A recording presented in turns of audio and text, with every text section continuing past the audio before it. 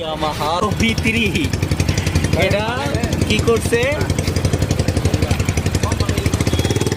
3 চাকা বানাইছে, পিছনে অ্যাক্সেল, ডিস্ক আর 3টা ক্যালিপার আছে। ভাই এটার কি গিয়ার এই দিকটা চেঞ্জ হয় না? হ্যাঁ, এই যে 1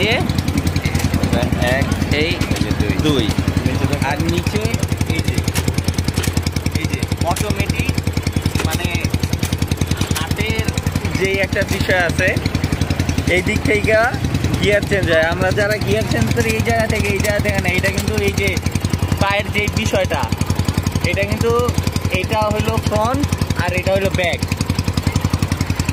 3 চাকা, আর এটা হইলো গিয়া এই যে পিছনেও ডিস্ক ইনক্লুড করছে।